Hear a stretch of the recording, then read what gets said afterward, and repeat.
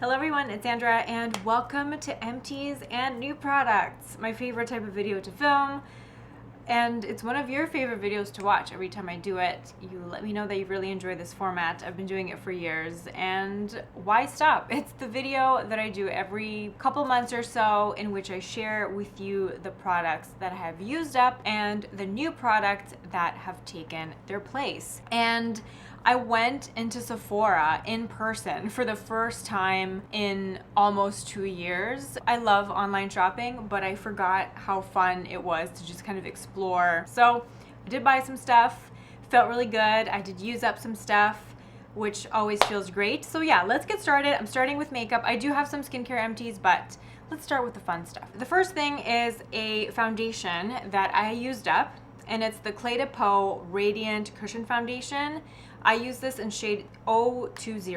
I love cushion foundations, and it's a beautiful radiant foundation. It's got like a medium coverage, and I like the fact that it is radiant without being too greasy, and it's radiant but long wearing at the same time. It's super expensive. Obviously, it's Clé de Peau. Clé de Peau is a luxury Japanese beauty brand. So that's my first gripe. And gripe number two is it's a cushion that's refillable, but you can't buy refills for it and have it be less expensive than repurchasing the whole compact. The only place where I've seen refills available online has been Harrods, the Harrods website. So if you are in the United Kingdom, you can check out refills and you can check out the product from Harrods. And I remember the last time I was in London, I remember seeing the Clé de Peau beauty counter in Harrods, and it was beautiful. The Harrods beauty department is very, very solid. So many cool brands as well. And yeah, that's unfortunate, because you know what? If refills for this product were easier to get, I would probably consider buying a refill for this. But I did see now that they have a new liquid foundation that is kind of along the same lines. It's like a radiant, long-wearing foundation that's in a bottle. So maybe at one point I'll check that out and see if it compares. But anyway, Clé de Peau foundations are great if you can afford them, but they're not like the most mind-blowing foundation on the planet or anything like that. I do have other foundations that I love. The next foundation product is a product that I'm decluttering. I have used this a few times and then I tried to use it again and I just don't like it. So I'm going to be parting ways with it, and it's the Burberry foundation.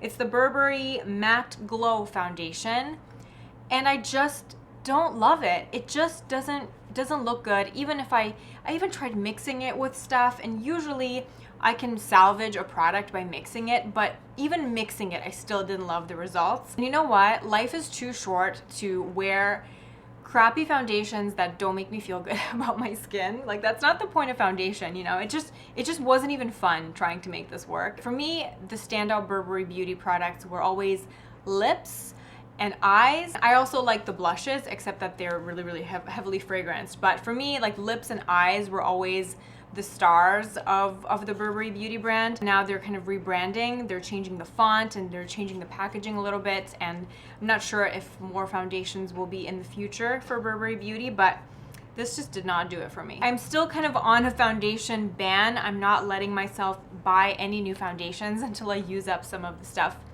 in my stash. So instead, I have rediscovered an oldie but goodie, discontinued by Terry Sheer Expert. This is one of my favorite foundations on the planet. I'm wearing it today.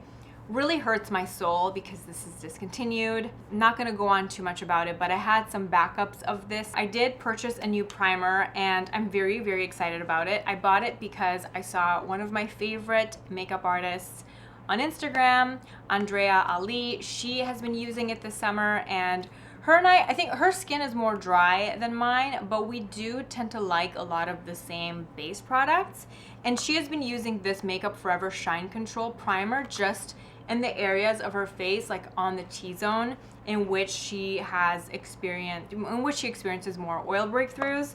So I bought it. I only saw the little ones at my local Sephora, but the tube that she uses is a lot bigger. So I don't know if the sizing is different. I know she lives in France, or maybe I just bought the little version. Nonetheless, I do like it when brands have baby versions of their full-size products to try, because it's kind of like a less commitment, and if a product ends up working, then I can get the full size, but if it doesn't work, I don't feel so bad about it. Now, I haven't used it enough to form like a really well-rounded opinion on it yet, but I did use it once, and I did feel like it made a difference. I used it with my Dior Face and Body foundation, and I used it, and I didn't use powder on that night. I used it on a night out, and it really, I feel like it definitely tamed my T-zone. I'm going to have to keep playing with it with different bases. I'm not wearing it today, but so far under the Dior Face and Body, it did a really good job. It didn't affect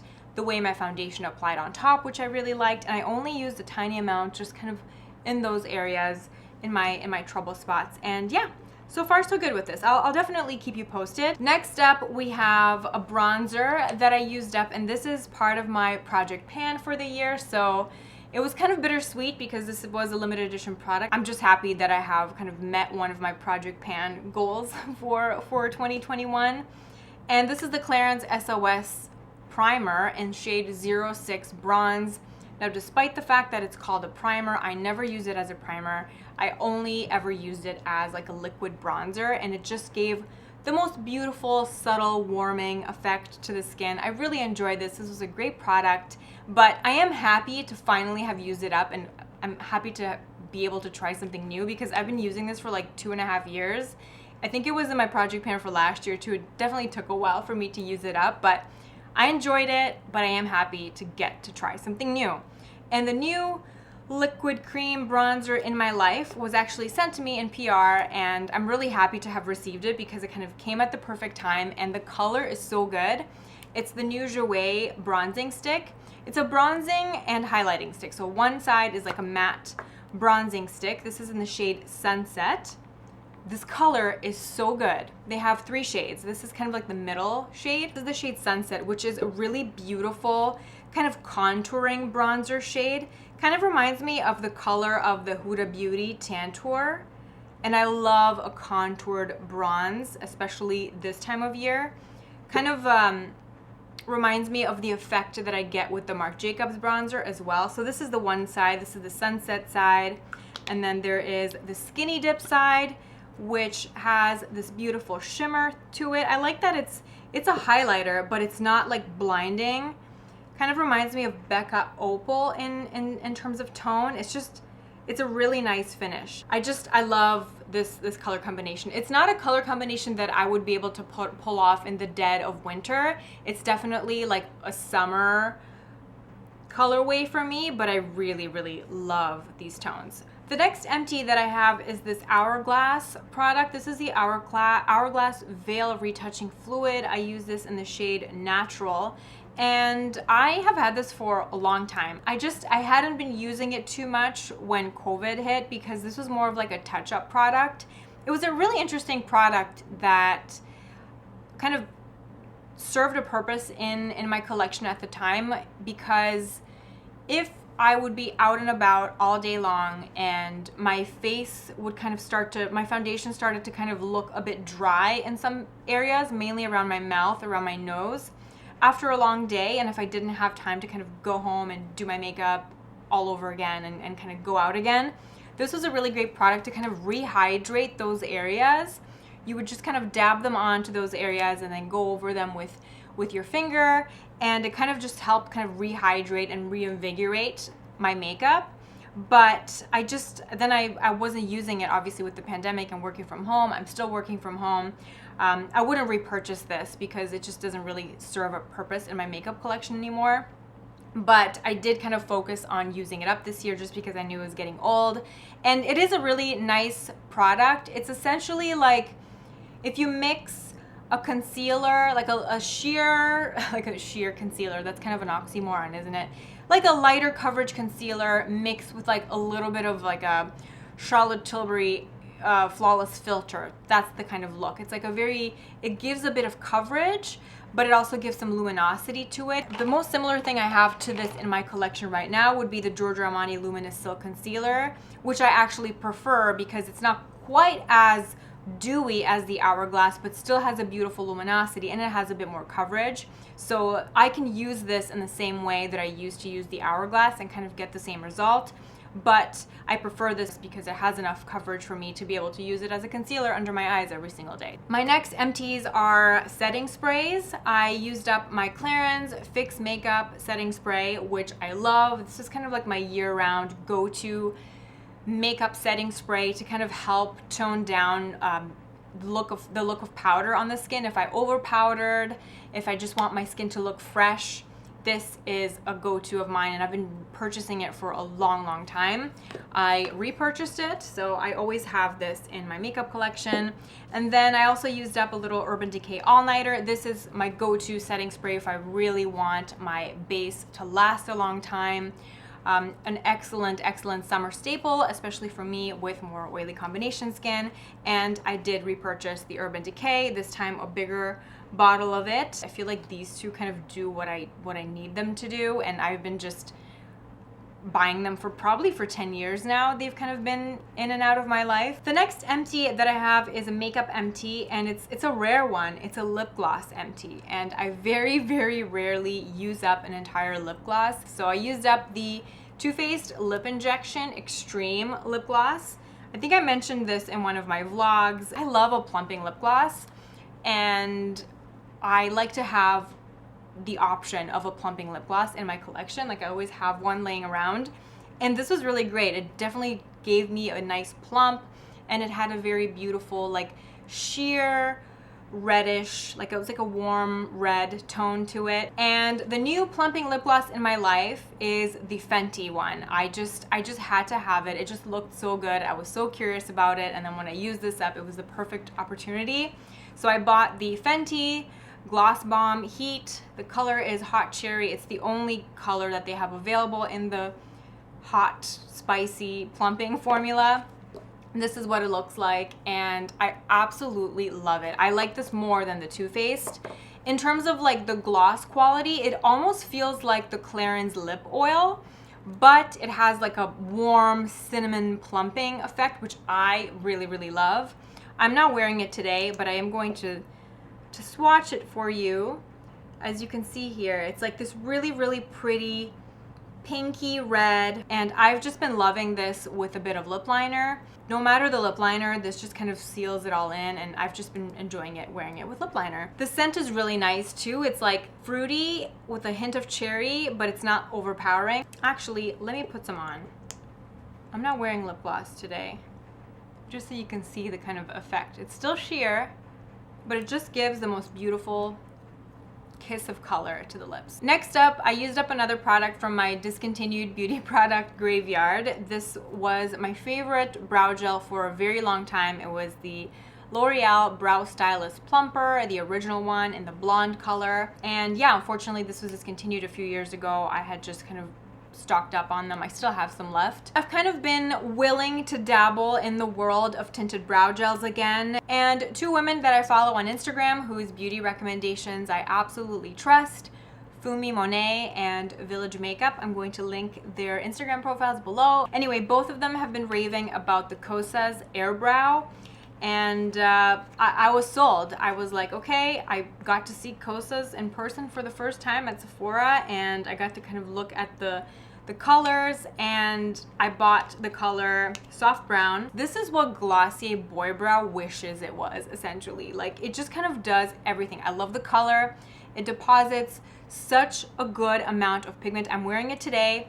It's just a really easy one and done brow product for me. I don't have particularly difficult brows. I still love my complex brow routine with different brow pens and the Anastasia brow freeze, but that takes a long time, and I do like to have a quick option if I just need to go and run some errands, but I want something through my brows.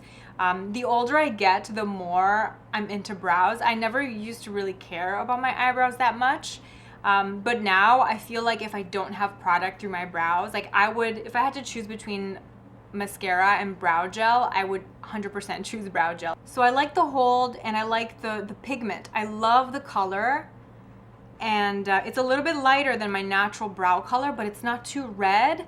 It just it just gives me definition and softness to the brows at the same time, and I can just quickly apply this and then be out the door. And then the last makeup product is going to be a product that I'm decluttering because I'm just not reaching for this, and the few times that I do kind of bring myself to use it, it just feels like a chore. And honestly, life is too short. Life is too short to struggle with beauty products that don't bring me joy. So I'm going to be parting ways with it, and it's the Violette FR Ye Paint in the shade Toot Dew.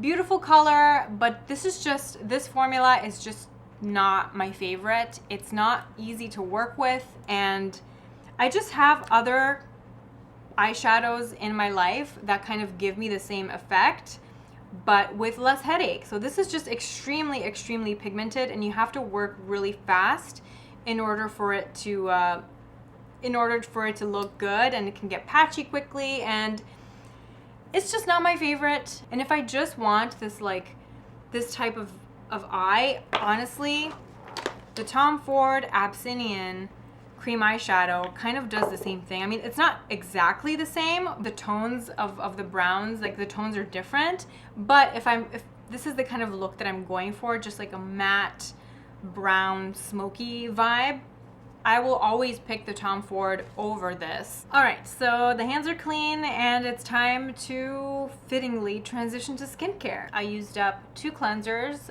that I really, really enjoyed. The first is the Youth to the People. This was great. I really enjoyed this. I think it's a really nice, gentle cleanser, perfectly suited for those of us with more combination oily skin. Just from my experience, like I wouldn't use this in the dead of winter when I'm more dehydrated, but in the summertime, oh, my skin just loves this stuff. And it smells really good too. It smells like juice, smells like green juice. Along the same lines was the Caudalie, the instant foaming cleanser. It sounds like it would be super drying. This was so gentle, and my husband loved this as well, so we kind of shared it. And it's great. It's a very, very gentle and effective foaming cleanser. I also love the smell of this. They kind of repackaged and reformulated some of their items. So this is the new bottle, and I was afraid that they would change the formula, but they haven't. This, in terms of performance and the way that it feels, this feels exactly the same as the old one. So if you were a fan of the old Caudalie foaming cleanser, the new one is just as nice. I used up the Chantecaille Rose Water Mist. This is such a beautiful mist. This is probably my favorite super bougie face mist that I've tried. I like this better than the Jasmine Garden from May Lindstrom. That was another bougie one that I bought in the past, but the smell of this just does it for me. I love it. It's like the most beautiful rose scent, just from like pure rose water. It's not a synthetic rose fragrance or anything like that. It's just beautiful roses. Reminds me of my grandmother's garden, which is why I think that's why it kind of I have this like almost like an emotional connection to it. After cleansing, before I put on a hydrating serum, I like to do a little mist, and it makes me feel really nice and happy and refreshed. My other 2 favorite face mists that are similar in terms of performance would be the Jordan Samuel Skin Hydrate Mist. That one is excellent, much better price point than the Chantecaille as well. And I also really liked the Youth to the People face mist. That one is a bit more moisturizing. That's something that I would repurchase more in the winter time, but that would be like my top 3 hydrating face mist. And then I also used up this face mist, which was really interesting. The brand is called Mother Dirt. They are, I think they have like a connection with MIT. There's a group of researchers at MIT that discovered this bacteria that is very beneficial to the skin microbiome. So they have patented this particular strain of bacteria. I don't know exactly like the scientific terms of it, but essentially it's the only brand, the only people that have this particular ingredient in their products, and they have this face mist. I was just very intrigued by it, so I bought it. It's the antioxidant restorative mist with live probiotics. There are live probiotics in here. It comes like in the packaging, like when it comes in the mail, it comes in like with a cooling pack. You have to store it in the fridge. So the name of the bacteria is called AOB, ammonia oxidizing bacteria, a game-changing probiotic that balances the skin microbiome. Use it as the final step. So you do this at the very end of your skincare routine. So if you're using this in the morning, you apply this after you do your sunscreen. And if you use this at night, you apply this after you do like your retinol or moisturizer, whatever your final step is of your skincare routine. When I ordered it, I was like, oh my God, is it gonna smell really funky? I'm thinking like Biologique Recherche stinky product, but it doesn't smell like anything. It just feels like, it's just like a fine mist. I probably would repurchase, but I can't say that it was like the most mind-blowing addition to my skincare routine or anything like that. It didn't like magically make my acne go away or anything like that, but I do feel like my skin just bounced back a lot quicker when I had this in my routine. So yeah, I would repurchase, but it's not like a holy grail or anything like that. So interesting product. The next product, like the face mist that I purchased, kind of like, again, like a treatment face mist, I guess, because the Chantecaille and the Jordan Samuel Skin and the Youth to the People face mist, I would rank those as hydrating face mists.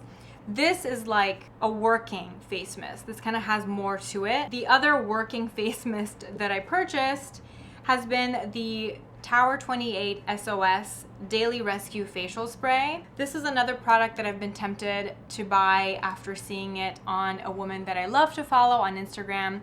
Her Instagram handle is Skincare in Scrubs. She is a nurse. I love her skincare recommendations. I love it when she posts her skincare routines. She's really great, and she loves this this particular mist, and it also has helped her obviously with wearing a face mask at work and all the protective equipment that she has to wear as a nurse.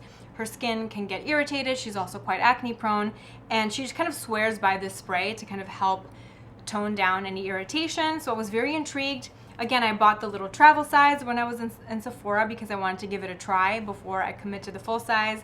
The active ingredient in this is where is it? It's right here. Hypochlorous acid. I've only used this a couple times. It kind of smells like pool water, like a pool chlorine type of scent. Apparently people that suffer from eczema have really great results with this mist as well. So just thought I would give it a shout, put it on your radar if you do struggle with skin that's very easily irritated and you're looking for something to kind of maybe help calm things down. Interested to see how this would work after I get like a laser or face peel or something like that. Almost done here. The last facial skincare category is clay masks. This was kind of like my go-to fall winter clay mask, and then this was like a spring summer clay mask. The first is May Lindstrom Honey Mud. This was one of my favorite masks. I've talked about it in the past. I love the smell. It smells like honey and chocolate. It has like a hint of salicylic acid in it. Leaves the skin feeling super soft, and it's not drying either. This in the fall and winter, this is my favorite mask to wear in the bath. I can just leave it on for half an hour while I'm in the bath, and it just doesn't get crusty or anything like that. I use like a nice little warm washcloth to remove the mask. Everything just looks and feels great. So this was like my little spa in a jar. And then I used up the Caudalie Instant Detox Mask. This is my second one, and I really like this. Again, it's a face mask that I like to use in the spring and summer. I usually like to use it in the T-zone. Kind of helps refine my pores a bit, helps balance my oil production. But I have found a new favorite, the Youth to the People Super Clay Mask. They are similar, but the Youth to the People one has the addition of niacinamide, kombucha, and BHA. This one leaves my skin feeling softer. This kind of smells like, it's like an herbal scent, essential oil type of scent, whereas this is completely unscented, which is great if you're somebody that struggles with more sensitive skin. And I've just been loving this. I mentioned this in my last favorites video, so I'm not going to go on too much about it, but I love it. I use it 2 to 3 times a week, and sometimes I've even just been like spot treating with it, and it kind of helps suck out any gunk from any blemishes, and I've just been really happy with this clay mask. The last category is Bodycare, and I used up 2 body scrubs. The first is the Jordan Samuel Skin Granita de Cafe Body Scrub. This has been, I think it's discontinued now. And then I used up the Aesop Geranium Leaf Body Scrub. More on the aggressive side, but I really loved it. The exfoliating body care product that I'm using right now is by the brand Soft Services. And I did mention this product when I did my body care video. I did a favorite summer fragrances and body care products video. I think if I had to pick two adjectives to describe this brand, I would pick cool and thoughtful. It's like a targeted body care brand where their aim is to kind of solve issues that we have in the body care sphere. So the first drop was aimed towards keratosis pilaris. They had a moisturizer, an exfoliating gel, and then this physical exfoliant. This was the Buffing Bar Micro Crystal Exfoliant. You get 2 in the box. The packaging is so cool. Everything is fragrance free, and it just kind of gets to the bone of the issue. It tells you, hey, is this your body care issue?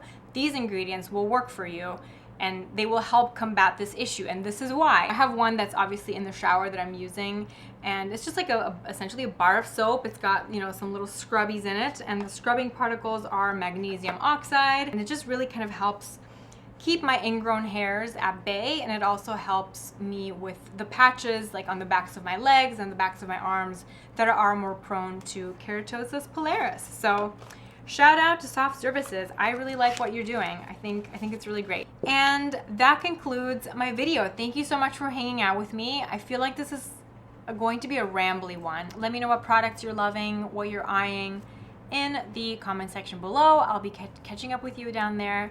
And that's about it. Thanks for hanging out, and I'll see you in my next video. Bye.